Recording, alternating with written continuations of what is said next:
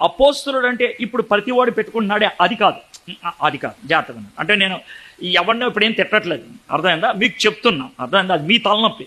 మీరు పనికి మాలిన వాళ్ళందరినీ అపోస్తులను పిలుచుకుంటే అది మీ తలనొప్పి, దాన్ని నేనేం చేయను, అర్థమైందా? ఆయన ఎవరండి ఈ మధ్యన కోయి కోయి అని పాడుతున్నాడు ఎవరైనా? ఆయనకి నిన్నగాక మొన్న బిషప్ ఇచ్చారంట ఆయనకి. అది బిషప్ ఇచ్చారంట. ఆ ఇచ్చిన వాడిని ఏమనాలో, ఆ బిషప్ అని పెట్టుకున్న వాడిని మీలాంటి వాడు ఎవడన్నా ప్రసంగాన్ని పిలిస్తే మిమ్మల్ని ఏమనాలో దేవుడికే ఎవరుకో. అంతకంటే నేను ఎక్కువ చెప్పను, అర్థం. పనికిమాలిన వాడు బోల్డ్ మంది ఉంటారండి, వాళ్ళందరినీ మనం పిలవాలని ఏం లేదు. ఇక్కడే పాలకొల దగ్గర ఒక ఆయన ఓసారి మీటింగ్కి వచ్చా, కొంచెం పాలకొల నుంచి లోనికి వెళ్ళాలి, ఆ ఊరి పేరు చెప్తే బాగోదులేండి. వెళ్ళాను, జనం బాగొచ్చాడు. వచ్చిన తర్వాత ఆయన మళ్ళీ హోటల్కి వచ్చి గిఫ్ట్ ఇస్తూ ఏమన్నాడంటే, మీరు చాలా మంచోళ్ళు సార్, ఏమి డిమాండ్లు లేకుండా వస్తున్నారు, ఎక్కడ ఉండమంటే అక్కడ ఉంటున్నారు సార్, వచ్చే సంవత్సరం మనం కొంచెం భారీగా 3 రోజులు మీటింగ్ పెడదాం సార్ అని ఒక సినిమా యాక్టర్ పేరు చెప్పాడు.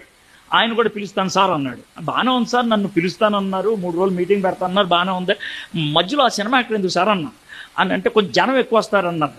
అంటే షకీల్ అని పిలవండి సార్, ఇంకా ఎక్కువ వస్తారన్నా. ఎలాగని నాకేం అభ్యంతరం లేదు సార్, అమ్మాయితో రెండు పాటలు క్యాబరా డ్యాన్స్ వేయించండి, ఆ తర్వాత నెక్స్ట్ నేను వచ్చి వాకింగ్ చెప్పండి చెప్పేస్తాను సార్, నాకేం సిగ్గులేదు. మన బతికే అది ఒకప్పుడు, కాబట్టి నాకేం బాధలేదు. లింక్ కూడా బాగా ఇచ్చుకుంటాను అంటే ఆయన మొహం ఎక్కడ పెట్టుకోవాలి అర్థం కాలేదు. ఆ తర్వాత ఆయన అలా చూస్తున్నాడు, సిగ్గుండాలి నీకనన్నా. నీకు సిగ్గుండాలా? జనం వస్తారనేసి ఎవన పడతామని పిలుస్తావా? బుద్ధి ఉండదా నీకు అన్న. మీకు ఎందుకు చెప్తున్నానంటే, మీలో కొంతమందికి దురద ఉంటుంది.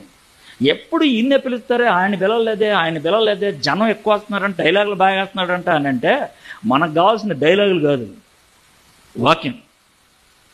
ఆ విషయం గుర్తుపెట్టు.